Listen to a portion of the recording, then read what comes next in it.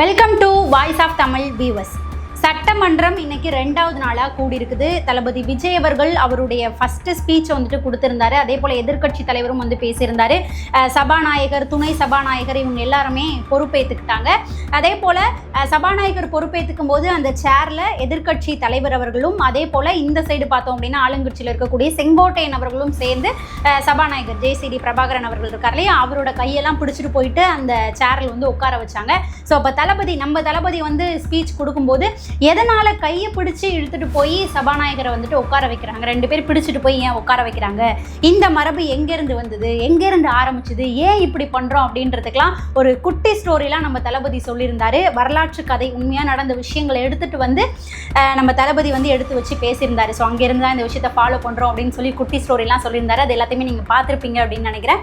அதே போல் இந்த சைடு பார்த்தோம் அப்படின்னா எதிர்க்கட்சி தலைவராக இருக்கக்கூடிய உதயநிதி ஸ்டாலின் அவர்கள் இருக்காங்க இல்லையா, ஸோ அவங்களும் சில விஷயங்கள் வந்து எடுத்து வச்சு பேசியிருந்தார். என்னெல்லாம் சொல்லியிருந்தாருன்னா, நானும் முதல்வரும் வந்துட்டு ஒரே காலேஜில் ஒரே பேட்சில் தான் படித்தோம், ஆனால் அரசியலுக்கு வந்துட்டு நாங்கள் தான் வந்து சீனியர் அப்படின்ற மாதிரிலாம் சில டைலாக் எல்லாமே வந்துட்டு பேசியிருந்தார். அதையுமே நீங்கள் வந்துட்டு பார்த்துருப்பீங்க அப்படின்னு நினைக்கிறேன். இதில் இன்னொரு விஷயமும் நடந்தது, சட்டமன்றத்தில் இன்னொரு விஷயமும் நடந்தது. அதாவது டிடிவி தினகரன் அவர்கள் கொஞ்ச நாளைக்கு முன்னாடி ஒரு ட்ராமா பண்ணிட்டு இருந்தார். என்ன, எங்கள் அமமுகவினுடைய எம்எல்ஏ வின் பண்ண எம்எல்ஏ மன்னார்குடி எம்எல்ஏ காமராஜர் அவர்களை வந்துட்டு என்ன பண்ணிட்டாங்கன்னா ஃபோர்ஜரி பண்ணி அவர் மாதிரியே சைன் போட்டு அவர் ஆதரவு கொடுத்துருக்குறாரு அப்படின்னு சொல்லி டிவிக்கே வந்து ஃபோர்ஜரி பண்ணியிருக்கிறாங்க. முதல்வர் ஆகிறதுக்கே டிவிக்கே, அதாவது தலைவர் வந்து விஜய் அவர்கள் வந்து ஃபோர்ஜரி பண்ணியிருக்கிறாரு, என்னுடைய எம்எல்ஏவை காணும் அப்படி இப்படின்னு சொல்லி ஒரு ட்ராமா பண்ணிட்டு இருந்தாரு. ட்ராமா பண்ணாருன்னா நம்ம அப்பயே சொல்லியிருந்தோம், அவர் ட்ராமா தான் பண்ணியிருக்கிறாரு அப்படின்றது இப்போது வெட்ட வெளிச்சமாக இருக்குது. ஏன் அப்படி சொல்கிறேன்னா, சட்டமன்றத்தில் நடந்த நிகழ்வு அப்படி. அமமுகவினுடைய எம்எல்ஏவாக இருக்கக்கூடிய காமராஜர் அவர்களே சட்டமன்றத்தில் சில விஷயத்த பேசியிருந்தாரு. அவர் பேசினதுல இருந்தே அன்னைக்கு டிடிவி தினகரன் அவர்கள் பண்ணது டிராமா தான் அப்படின்றது வெட்ட வெளிச்சமாக இருக்குது. டீட்டெயிலாக நம்ம வந்துட்டு வீடியோக்குள்ளே பார்க்கலாம். அதை தாண்டி இன்னும் பல விஷயங்கள் நடந்திருக்குது. என்ன அப்படின்னா, அதிமுகவில் பயங்கரமான குழப்பம் போயிட்டு இருக்குது. ஒரு சைடு 17 பேர் கொண்ட குழு, இன்னொரு சைடு 30 பேர் கொண்ட குழு அப்படின்னு சொல்லி 2ஆ வந்துட்டு பிரிஞ்சு போயிருக்கிறாங்க. இதில் அந்த 30 பேர் கொண்ட குழு 30 எம்எல்ஏக்கள் வந்து தாவேகாவுக்கு ஆதரவு கொடுக்க போகிறோம் அப்படின்றது செய்தியாளர்கள் முன்னாடியே பேசியிருக்கிறாங்க.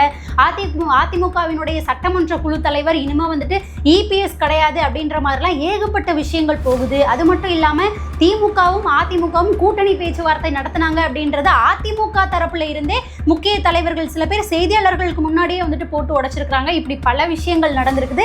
அதை பற்றியும் நாம் வந்துட்டு டீட்டெயிலாக வீடியோக்குள்ளே பார்க்கலாம். அதிமுக தாவேகாவுக்கு ஆதரவு கொடுக்க போகிறாங்கன்னா அதை விஜய் அவர்கள் வந்துட்டு ஏற்றுக்குவாரா அப்படின்ற பல விஷயங்கள் இருக்குது. அதை பற்றி டீட்டெயிலாக வந்துட்டு நாம் வீடியோக்குள்ளே பார்க்க போகிறோம்.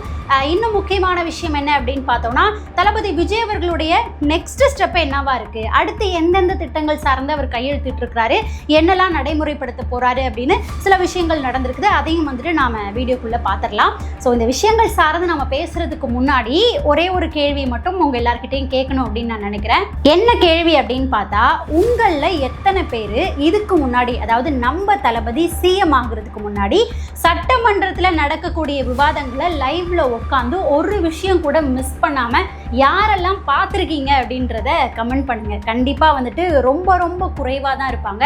ஸோ இப்போது நம்ம தளபதி விஜய் அவர்கள் சிஎம்மாக பதவி ஏற்றுக்கிட்டு சட்டமன்றத்துக்கு போய் உட்காந்ததுக்கு அப்புறம் நம்மள நிறைய பேர், எக்கச்சக்கமான பேர் லைவ்ல ஃபுல்லாக உட்காந்து சட்டமன்றத்தில் நடக்கக்கூடிய நிகழ்வுகளை வந்துட்டு பார்த்துட்ருக்குறோம். அதாவது நம்ம ஓட்டு போட்டு எம்எல்ஏவா சட்டமன்றத்துக்கு அனுப்பிச்சவங்க, அதாவது நம்மளை யார் ஆளணும் அப்படின்னு நாம் முடிவு பண்ணி சட்டமன்றத்துக்கு அனுப்பியிருக்கிறோம். ஸோ அவங்க எல்லாரும் என்ன பேசுகிறாங்க, நம்ம வச்ச கோரிக்கைகளை பிரதிபலித்து பேசுகிறாங்களா, ஆப்போசிட்டில் இருக்கக்கூடிய எதிர்க்கட்சி வந்துட்டு என்ன பேசுகிறாங்க, அங்கே இருக்கக்கூடிய எம்எல்ஏக்கள் யார் யார் என்னென்ன பேசி என்னென்ன கோரிக்கைகள் எடுத்து வைக்கிறாங்க அப்படின்ற ஒரு நிகழ்வையும் இது வரைக்கும் நாம் பார்த்ததே கிடையாது. ஆனால் இப்போது நம்ம தளபதி விஜய் அவர்கள் ஜெயிச்சு அந்த சட்டமன்றத்துக்கு போனதுக்கப்புறம் ஃபுல் லைவையும் உட்காந்து ஒரு சின்ன விஷயத்தை கூட மிஸ் பண்ணாமல் உட்காந்து பார்த்துட்ருக்கோம்.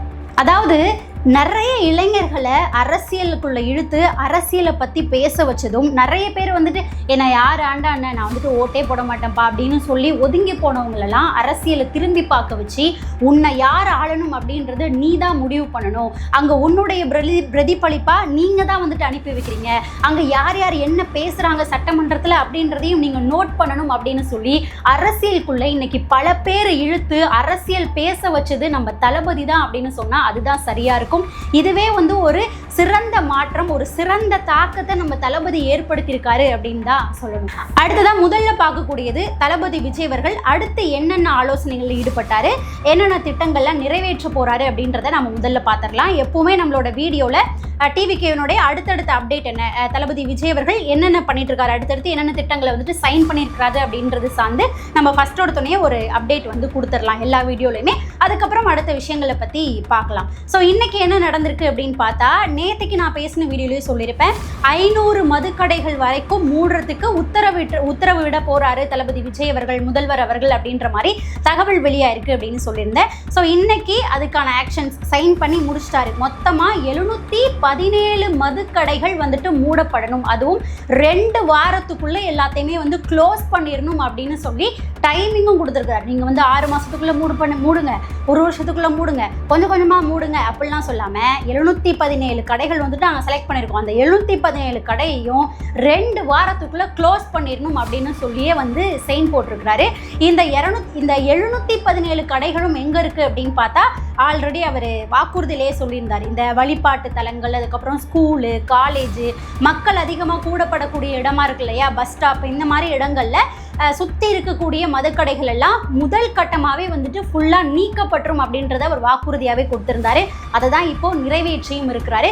ஸோ இந்த மாதிரி வழிபாட்டு தலங்கள், ஸ்கூலு, காலேஜ், பஸ் ஸ்டாப் இந்த மாதிரி இருக்கக்கூடிய இடங்களில், மக்கள் அதிகமாக கூடக்கூடிய இடங்களில் சுற்றி 1/2 கிலோமீட்டர் வரைக்கும் எங்கெங்கெல்லாம் ஒயின் ஷாப் இருக்குதோ அது எல்லாத்தையுமே க்ளோஸ் பண்ணணும் அப்படின்னு சொல்லிட்டு அதை முதல்ல லிஸ்ட் எடுத்தாங்க. எத்தனை கடைகள் அந்த மாதிரி இருக்குது தமிழ்நாடு முழுக்க அப்படின்னு சொல்லிட்டு லிஸ்ட் எடுத்தாங்க. அதில் முதற்கட்டமாக 717 கடைகள் வந்துட்டு இருக்கிறத ஃபைண்ட் அவுட் பண்ணியிருக்கிறாங்க. ஸோ இப்போ அந்த 717 கடைகளும் 2 வாரத்துக்குள்ளே மூடப்படணும் அப்படின்றத தளபதி விஜய் அவர்கள் சைன் போட்டு உத்தரவிட்டிருக்கிறாரு. அதுக்கான வேலைகளும் இப்போது நடந்துட்டு இருக்கு. அவர் உத்தரவிட்டு முதல் நாள்லேயே பார்த்தோம் அப்படின்னா பல ஒயின் ஷாப் வந்துட்டு மூடப்பட்டிருக்கு. இது போக இன்னும் சில தகவல்களும் வெளியில் வருது. இது அடுத்தடுத்த கட்டமாக நடைபெறும். அஃபிஷியலாக இப்போதைக்கு இன்னும் வெளியில் வரல.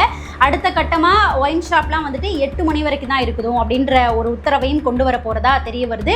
அதுக்கப்புறம் கொஞ்ச நாள் கழிச்சு ஈவினிங் 6 மணியோட க்ளோஸ் பண்ணப்படும் அப்படின்ற சட்டங்களும் கொண்டு வரப்படும் அப்படின்ற தகவல்கள் வெளியாகுது. இது எல்லாமே நடக்கிறதுக்கு கொஞ்சம் காலம் வந்துட்டு ஏற்படும். அடுத்ததாக பார்த்தோம் அப்படின்னா, இந்த இடத்துல திமுகவோட ஐடி விங்கில் என்ன பண்ணுறாங்க அப்படின்னா ஒரு போஸ்ட் போட்டுட்டு இருக்காங்க. என்னன்னா, இதெல்லாம் வந்துட்டு நாங்கள் அப்போவே பண்ணிட்டோம்ப்பா, நாங்கள் அப்போவே வந்துட்டு ஒரு 500 ஒயின் ஷாப்பை வந்துட்டு மூடணும், இந்த மாதிரி வழிபாட்டு தலங்கள், மக்கள் கூடக்கூடிய இடங்கள்ல இருக்கிற ஒயின் ஷாப்லாம் நாங்கள் அப்போவே மூடிட்டோம், அப்போவே அதெல்லாம் பண்ணிட்டோம் அப்படின்ற மாதிரி டிஎம்கேவினுடைய ஐடி விங்கில் போஸ்ட் போட்டுட்டு இருக்கிறாங்க. ஆக்சுவலாக அப்போ நடந்தது என்ன, அவங்க என்ன ரூல் கொண்டு வந்தாங்க அப்படின்னா, இந்த மாதிரி கோவில், மக்கள் கூடக்கூடிய இடங்களில் இருக்கக்கூடிய ஒயின் ஷாப்பை மூடணும் அப்படின்ற உத்தரவை கொண்டு வந்தாங்க. அதுவும் எத்தனை மீட்டருக்குள்ள அப்படின்னு பார்த்தா வெறும் 50லேருந்து 100 மீட்டருக்குள்ளே இருந்ததுன்னா மட்டும் அதை மட்டும் எடுக்கணும் அப்படின்னு சொல்லி கொண்டு வந்தாங்க.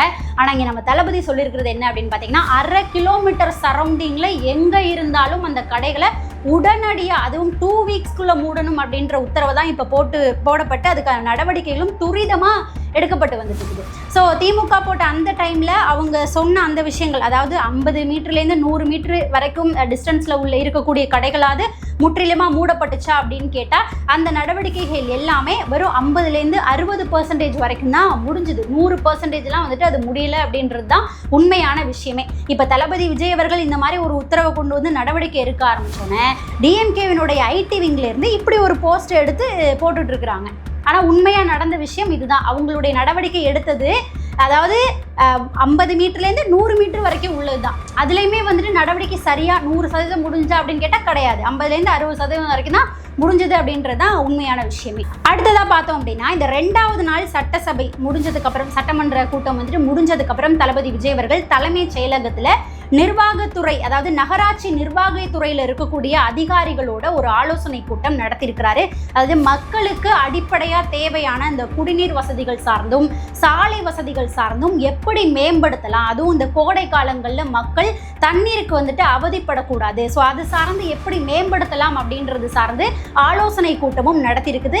அது சார்ந்து நடவடிக்கைகளும் எடுக்கப்படும் அப்படின்றத அந்த ஆலோசனை கூட்டம் மூலமாக தகவல்கள் வந்து வெளியாயிருக்கு. அதே போல இன்னொரு முக்கியமான விஷயம் தளபதி விஜய் அவர்கள் சைன் பண்ணி இப்போது வந்து நடவடிக்கை எடுக்கப்பட போகுது. என்ன அப்படின்னு பார்த்தா, போதைப் பொருள் தடுப்பு சார்ந்து துரிதமான நடவடிக்கைகள் சீக்கிரமாகவே எடுக்கப்படும், நம்ம வீட்டு பிள்ளைகளை நாம தான் அதுலேருந்து காப்பாற்றணும் அப்படின்றத தளபதி விஜய் அவர்கள் முதல்வராக பதவி ஏற்றுக்கும் போதே அந்த ஸ்டேஜில் நின்னே வந்துட்டு பேசியிருந்தாரு. ஸோ இப்போ அதுக்கு என்ன நடவடிக்கைகள் எடுத்திருக்கிறாரு அப்படின்னு பார்த்தா, போதைப் பொருள் தடுப்பு படை காவல் நிலையம் அப்படின்னு சொல்லி தமிழகம் முழுவதும் ஒரு 65 இடத்துல இதுக்குன்னு மட்டுமே தனியாக காவல் நிலையங்கள் வந்துட்டு அமைக்க போறாரு.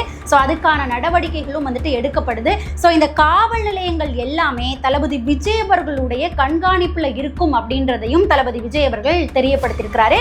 ஸோ 65 இடங்கள் தமிழ்நாட்டு முழுக்க போதைப் பொருள் தடுப்பு படை காவல் நிலையம் அப்படின்ற பேர்லயே 65 இடத்துல காவல் நிலையங்கள் இயங்கும் அப்படின்றத தளபதி விஜய் அவர்கள் உத்தரவிட்டிருக்கிறார். இது இன்னொரு முக்கியமான விஷயம் இருக்கு. என்ன அப்படின்னா, இப்போ நேத்துக்கு முந்தானேல எல்லாருமே வந்துட்டு இந்த ஒரு நியூஸை சோஷியல் மீடியால வந்துட்டு பார்த்துருப்பீங்க. என்னன்னா, தாவேகாவினுடைய நிர்வாகி அவருடைய பிறந்த நாள் கொண்டாட்டத்தில் ரோட்லலாம் வச்சு வெடிலாம் வடித்து இடையூறை ஏற்படுத்தி டிராஃபிக்லாம் ஆணுச்சு அப்படின்னு சொல்லிட்டு அந்த ஒரு செய்தியை பார்த்துருப்பீங்க.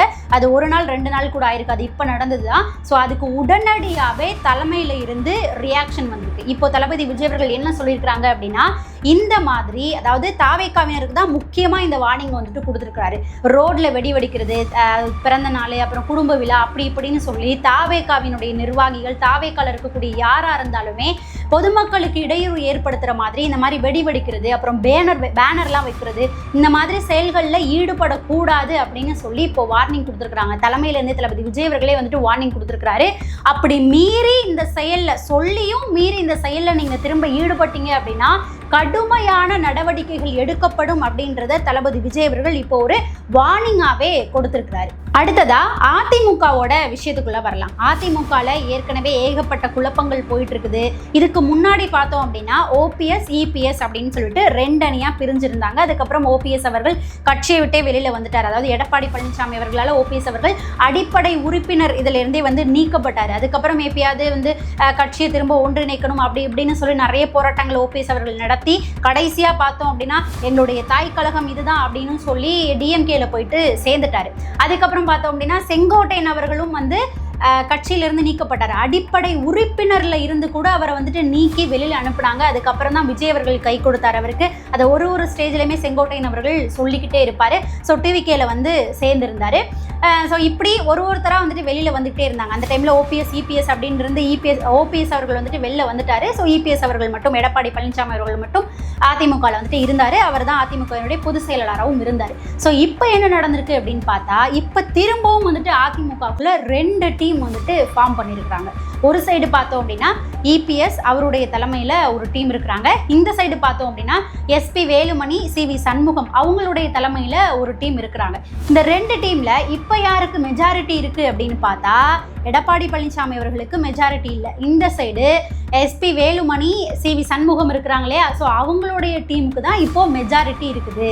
இதில் என்னன்னா, நான் முன்னாடியே நம்மளுடைய வீடியோவில் சொல்லியிருப்பேன், அதிமுகவில் ஒரு குரூப் ஆஃப் எம்எல்ஏஸ் என்ன பண்ணுறாங்க அப்படின்னா, நம்ம போயிட்டு டிவிகேக்கு வந்து ஆதரவு கொடுக்கலாம், அவங்களுக்கு பெரும்பான்மை அமைகிறதுக்கு நம்ம வந்துட்டு ஆதரவு கொடுக்கலாம் அப்படின்னு சொல்லி அதை தொடர்ந்து எடப்பாடி பழனிசாமி அவர்கள்கிட்ட வலியுறுத்திக்கிட்டே இருக்கிறாங்க. ஒரு குழப்பம் போயிட்டு இருக்கு, சண்டை போயிட்டு இருக்குது. அதுக்கப்புறம் தான் எல்லா எம்எல்ஏக்களையும் அழைச்சி கொண்டு போய் எங்கே வச்சிருந்தாருன்னா புதுச்சேரியில் ஒரு ரெசார்ட்ல வந்துட்டு வச்சிருந்தாரு அப்படின்னு சொல்லியிருந்தோம் இல்லையா. ஸோ அந்த தாவேகாவுக்கு ஆதரவு கொடுக்கணும் அப்படின்னு அப்போலேருந்தே வலியுறுத்திக்கிட்டு இருந்த ஒரு டீம் தான் இந்த எஸ்பி வேலுமணி, அதுக்கப்புறம் சிவி சண்முகம் இவங்களுடைய டீம். அங்கே மொத்தமாக வந்து எத்தனை பேர் இருக்காங்க அப்படின்னா 30 எம்எல்ஏக்கள் இருக்கிறாங்க. மொத்தமாக அதிமுக 47 எம்எல்ஏக்களை கொண்டு இருக்கிறாங்க. 47 பேர் வந்துட்டு வின் பண்ணியிருந்தாங்க. இதில் 30 பேர் ஒரு குழுவாகவும் 17 பேர் ஒரு குழுவாகவும் பிரிஞ்சிருக்கிறாங்க. இதில் இந்த 17 பேர் கொண்ட குழுவில் தான் எடப்பாடி பழனிசாமி அவர்கள் இருக்கிறாரு. இதில் இந்த 2 தரப்புமே பார்த்தோம் அப்படின்னா சபாநாயகர் அவர்கள்கிட்ட போயிட்டு லெட்டர் கொடுத்துருக்குறாங்க. என்ன லெட்டர் அப்படின்னு பார்த்தா, இந்த 17 பேர் கொண்ட குழுவில் இருந்து போயிட்டு கடிதம் கொடுத்துருக்குறாங்க. அதாவது எடப்பாடி பழனிசாமி அவர்களை தான் அதிமுகவினுடைய சட்டமன்ற குழு தலைவராக வந்துட்டு அறிவிக்கணும், நாங்கள் வந்துட்டு ஆதரவு கொடுக்குறோம் அப்படின்னு சொல்லி ஒரு லெட்டரை வந்து கொடுத்துருக்குறாங்க. இந்த சைடு 30 பேர் கொண்ட குழுவிலேருந்து என்ன பண்ணியிருக்கிறாங்க அப்படின்னா, எஸ்பி வேலுமணி அவர்கள் தான் அதிமுகவினுடைய சட்டமன்ற குழு தலைவர் அப்படின்னு சொல்லி கொண்டு போயிட்டு கடிதத்தை கொடுத்துருக்குறாங்க. இதில் பொதுச் செயலாளர் அப்படின்றது எடப்பாடி பழனிசாமி அவர்கள் தான். ஆனால் சட்டமன்றத்துக்குன்னு அதிமுகவினுடைய குழு தலைவர் ஒருத்தவங்க இருப்பாங்க இல்லையா, அங்கே என்ன முடிவு அப்படின்றத எடுப்பாங்க. ஸோ அந்த குழு தலைவர் வேலுமணி அவர்கள் தான் அப்படின்னு சொல்லி 30 பேர் கொண்ட குழு கொண்டு போயிட்டு சபாநாயகர்கிட்ட கடிதத்தை கொடுத்துருக்குறாங்க. இதில் நாம் ஃபேக்ட் படி பார்த்தோம் அப்படின்னா பெரும்பான்மை இதில் ஆதரவு யாருக்கு அதிகமாக இருக்குதோ அவங்க தான் சட்டமன்ற குழு தலைவராக வருவாங்க அதிமுகவுக்கு. ஸோ அதன் அடிப்படையில் பார்த்தோம் அப்படின்னா எடப்பாடி பழனிசாமி அவர்கள் அதிமுகவினுடைய சட்டமன்ற குழு தலைவராக ஆக முடியாது அப்படின்ற ஒரு சூழல் தான் இப்போ இருக்குது. ஸோ இந்த சைடு எஸ்பி வேலுமணி அவர்கள் தான் அதிமுகவினுடைய குழு தலைவராக சட்டமன்ற குழு தலைவராக ஆகுவாரோ அப்படின்ற ஒரு நிலை இப்போ ஏற்பட்டிருக்குது. இதுதான் இருக்கக்கூடிய ரியாலிட்டி. இப்போ இந்த எஸ்பி வேலுமணி அவர்களுடைய தலைமையிலையும் சிவி சண்முகம் அவர்களுடைய தலைமையிலையும் 30 பேர் கொண்ட குழு இருக்கிறாங்க இல்லையா, 30 எம்எல்ஏக்கள் இருக்கிறாங்க இல்லையா, இவங்க எல்லாரும் சேர்ந்து தான் காலையில் செய்தியாளர்களுக்கு முன்னாடி, அதாவது மே 12ஆம் தேதி காலையில் செய்தியாளர்களுக்கு முன்னாடி ஒரு பேட்டியும் கொடுத்துருந்தாங்க. அந்த பேட்டியில் எல்லாருமே அதிர்ச்சி அடைகிற மாதிரி பல விஷயங்களை வந்துட்டு அவங்க சொல்லிட்டே இருக்கிறாங்க. என்னன்னா, நம்ம இதுக்கு முன்னாடி சொல்லியிருந்தோம் இல்லையா, திமுக ஆதரவு கொடுக்க அதிமுக வந்துட்டு ஆட்சி அமைக்கிறாங்க, எடப்பாடி பழனிசாமி அவர்கள் முதல்வராக போகிறாங்க, இப்படி ஒரு விஷயம் போயிட்டு இருந்தது. இது வந்து வதந்திலாம் நம்ம ஃபஸ்ட்டு பேசிக்கிட்டு இருந்தோம். அதுக்கப்புறம் வந்துட்டு கம்யூனிஸ்ட் கட்சியினுடைய தலைவராக இருக்கக்கூடிய எம்ஏ பேபி அவர்கள் இந்த விஷயத்தை வந்துட்டு முதல்ல எடுத்து வச்சார். என்னென்னா, கம்யூனிஸ்ட் கட்சிக்கிட்டே வந்துட்டு திமுக வந்து சொல்லியிருக்கிறாங்க, நாம் எல்லாரும் ஒன்று சேர்ந்து அதிமுகவுக்கு வெளியிலிருந்து ஆதரவு கொடுப்போம், அவங்க வந்துட்டு ஆட்சி அமைக்கட்டும் அப்படின்னு சொல்லிட்டு பேச்சுவார்த்தைலாம் நடத்திருக்கிறாங்க. அதனால தான் கம்யூனிஸ்ட் கட்சியெலாம் இல்லைப்பா எங்களுக்கு இதெல்லாம் ஒத்து வராது அப்படின்னு சொல்லி வெளியில் வந்து தாவேக்காவுக்கு வெளியிலேருந்து ஆதரவு கொடுக்குறோம் அப்படின்றத வந்துட்டு அப்புறம் ஆதரவு கடிதம்லாம் கொண்டு போயிட்டு தாவேக்காவுக்கு கொடுத்தாங்க அப்படின்னு சொல்லிட்டு பேபி அவர்கள் வந்து வெளிப்படையாக சொல்லியிருந்தாரு. ஸோ அப்போ என்னாச்சு அப்படின்னா, திமுக தரப்பில் இந்த ஒரு ஆள் வந்து வெளியில் வந்து சொல்லி ஓகே இந்த பேச்சுவார்த்தை நடந்திருக்குதான் அப்படின்றது வந்து ப்ரூவ் ஆனிச்சு. இப்போ திரும்ப பார்த்தோம் அப்படின்னா அதிமுக தரப்புலேயே முக்கிய தலைவராக இருக்கக்கூடிய சிவி சண்முகம் அவர்களே அவருடைய ஆதரவு எம்எல்ஏக்களை திரட்டி எஸ்பி வேலுமணி அவர்களையும் வச்சுக்கிட்டு என்ன பண்ணியிருக்கிறாரு அப்படின்னா, செய்தியாளர்களுக்கு முன்னாடியே ஆமாம் அதிமுக திமுக கூட்டணி பேச்சுவார்த்தை அப்படின்றது நடந்தது, நாம் வந்துட்டு முதல்வர் ஆகலாம், அதாவது என்ன சொல்லியிருக்கிறாங்க அப்படின்னா எடப்பாடி பழனிசாமி அவர்கள் வந்துட்டு முதல்வர் ஆகலாம், அதிமுகவுக்கு திமுக வந்து வெளியில இருந்து ஆதரவு கொடுப்பாங்க, இதை வந்துட்டு நாம் எல்லாரும் ஒப்புக்கொள்வோம் அப்படின்ற பேச்சுவார்த்தைன்றது அதிமுகக்குள்ள நடந்தது அப்படின்றத சிவி சண்முகம் அவர்கள் செய்தியாளர்களுக்கு முன்னாடி எடுத்து வச்சு பேசிட்டாரு. அது மட்டும் இல்லாமல் அவர் என்ன சொல்லியிருந்தாரு அப்படின்னா, திமுகவுக்கு ஆப்போசிட்டா ஆரம்பிக்கப்பட்டது தான் அதிமுக அப்படின்ற ஒரு கட்சி, இதை வந்து எடப்பாடி பழனிசாமி அவர்கள் பேசும்போது எங்களுக்கு அவ்வளோ ஆச்சரியமாகவும் வருத்தமாகவும் இருந்தது அப்படின்றத செய்தியாளர்களுக்கு முன்னாடி தெரியப்படுத்தியிருக்கிறாரு. இதுக்கு முன்னாடி வரைக்கும் இது ஒரு வதந்தி தான் போல அதிமுகவும் திமுகவும் ஒன்று சேர்றதெல்லாம் வரலாற்றிலேயே நடக்காத ஒரு விஷயம் அப்படின்னு சொல்லிட்டு இருந்தோம். ஆனால் நம்ம தளபதி சொல்கிற மாதிரி ஒன்று நீ வரணும் இல்லைன்னா நான் வரணும், நடுவில் யாருமே வந்துடக்கூடாது அப்படின்னு சொன்ன டைலாக் தான் இந்த இடத்துல முடிவாகுது. யாருமே புதுசாக வந்துடக்கூடாது அப்படின்னு சொல்லி வரலாற்றில் நடக்காத விஷயத்தெல்லாம் நடக்கிறதுக்கு அதிமுகவும் திமுகவும் சேர்ந்து பிளான் பண்ணியிருக்கிறாங்க அப்படின்றது இப்போது வெட்ட வெளிச்சமாகவே நிரூபணம் ஆயிருக்குது. ஸோ இப்போது அந்த எஸ்பி வேலுமணி சிவி சண்முகம் அவர்களுடைய தலைமையில் இருக்கக்கூடிய 30 எம்எல்ஏக்களும் இப்போது என்ன சொல்லியிருக்கிறாங்க அப்படின்னா, நாங்கள் தாவேக்காவுக்கு ஆதரவு கொடுக்க போகிறோம், அவங்க சட்டசபையில் பெரும்பான்மையை நிரூபிக்கும் போது அவங்களுக்கு நாங்கள் கையை தூக்கி எங்களுடைய ஆதரவு அப்படின்றத கொடுக்க போகிறோம் அப்படின்றத செய்தியாளர்களுக்கு முன்னாடியே பேசியிருக்கிறாங்க. இதை தளபதி விஜய் அவர்கள் ஏற்றுக்க போகிறாரா அப்படின்றது அவங்களுடைய விருப்பம் தான். தளபதி விஜய் அவர்கள் தான் வந்துட்டு, அதாவது முதல்வர் விஜய் அவர்கள் தான் இதுக்கப்புறம் இதுக்கான பதிலை சொல்லணும் அப்படின்ற மாதிரியும் சிவி சண்முகம் அவர்கள் செய்தியாளர்களுக்கு முன்னாடியே பேசியிருக்கிறாரு. இப்போது தளபதி விஜய் அவர்கள் என்ன முடிவு எடுக்க போகிறாரு, இவங்களுடைய ஆதரவை எடுத்துக்க போகிறாரா அப்படின்றத நாம் வெயிட் பண்ணி தான் பார்க்கணும். அடுத்ததாக பார்த்தோம் அப்படின்னா கடைசியாக ஒரு விஷயம், டிடிவி தினகரன் அவர்களுடைய விஷயத்துக்கு வரலாம். அதாவது கொஞ்ச நாளைக்கு முன்னாடி என்னுடைய எம்எல்ஏ வந்துட்டு காணும், டிவிக்கே தான் வந்துட்டு கடத்திட்டு போயிட்டாங்க, டிவிக்கே வந்துட்டு போலியாக வந்து கையெழுத்து போட்டு ஆதரவு கொடுத்துட்டாரு அப்படின்ற மாதிரிலாம் போலியாக ஃபோர்ஜரிலாம் பண்ணியிருக்கிறாங்க, அப்படி இப்படின்னு ஆளுநர் மாளிகைக்கெலாம் போயிட்டு கம்ப்ளைண்ட் எல்லாம் கொடுத்து அதுக்கப்புறம் திடீர்னு பார்த்தா காணாமல் போன அவருடைய எம்எல்ஏ காமராஜர் திடீர்னு வந்துட்டார். அதாவது ஆளுநர் மாளிகைக்குள்ளே போகும்போது காணலை அப்படின்னாரு, வெளியில் வரும்போது திடீர்னு வந்துட்டார். இப்படிலாம் நிறைய விஷயங்கள் வந்துட்டு நடந்துட்டு இருந்தது இல்லையா. அதுக்கப்புறம் கூட செய்தியாளர்கள் சந்திப்புலாம் உட்காந்து கொடுத்துட்டு இருந்தாரு. அதில் அதாவது டிவிக்கே தரப்புல இருந்து உண்மையான வீடியோ இது, அதாவது எம்எல்ஏ காமராஜர் அவர்கள் ஆதரவு தரேன்னு சொல்லி சைன் போட்டு அந்த எழுதின லெட்டரோட இருக்கிற மாதிரி வீடியோஸ்லாம் வந்துட்டு வெளியில் வந்தது. அதையும் அவர் என்ன சொன்னார்னா, இது வந்து ஏஐ வீடியோப்பா, ஏதோ கிரியேட் பண்ணி போட்டிருக்கிறாங்க அப்படி இப்படின்னு ஏதேதோ வந்துட்டு ட்ராமா பண்ணிட்டு இருந்தாரு அப்படின்னு வச்சுக்கோங்களேன். அவர் ட்ராமா தான் பண்ணாரு அப்படின்றது இப்போது உறுதியாயிடுச்சு. என்னன்னா, சட்டமன்றத்தில் ஒரு கட்சியினுடைய சார்ந்த ஒரு ஆட்களும் எழுந்து சபாநாயகர் துணை சபாநாயகராக பதவி ஏற்றுக்கிட்டதுக்கு அவங்களுக்கு வாழ்த்துக்கள்லாம் சொல்லியிருந்தாங்க. முதல்வர் விஜய் அவர்களுக்கும் வாழ்த்து கருத்துக்கள் எல்லாமே வந்துட்டு சொல்லியிருந்தாங்க. அப்படி ஒரு கட்சியை சார்ந்தவர்களும் பேசிட்டு இருக்கும்போது அமமுகவை சேர்ந்த அமமுகவில் ஒரு ஆள் தான் ஜெயிச்சிருக்கிறாங்க, ஒரே ஒரு எம்எல்ஏ தான், மன்னார்குடி எம்எல்ஏ காமராஜர் அப்படின்றவர் தான். ஸோ அவருக்கும் வந்துட்டு பேசுவதற்கான வாய்ப்பு வழங்கப்பட்டது. அப்போ அவர் என்ன சொல்லியிருந்தாரு அப்படின்னா, உங்களுடைய ஆட்சி வந்துட்டு தொடரணும், அதுக்காக எங்களுடைய கட்சியின் சார்பாக நான் வந்து முழு ஆதரவு வந்துட்டு உங்களுக்கு தரேன் அப்படின்னு சொல்லி ஆதரவை தரேன் அப்படின்னு சொல்லி பேசிட்டாரு. இப்போ எது உண்மையாயிடுச்சு, அவர் ஆதரவு கடிதம் அவர் சுயநினைவோட அவர் தான் எழுதி கொடுத்துருக்கிறாரு. விஜயவர்களுடைய வீட்டுக்கு முகத்தை மறைச்சிக்கிட்டு ஒருத்தர் போனாங்க இல்லையா, அவரும் இவர் தான் அப்படின்னு சொல்லப்படுது. அதுவும் உறுதி தான், அவர் மாதிரி தான் இருந்தது. ஸோ இவர் வந்துட்டு கைப்பட சுயநினைவோடு தான் அந்த ஆதரவு கடிதத்தை எழுதி கொண்டு போய் கொடுத்துருக்கிறாரு.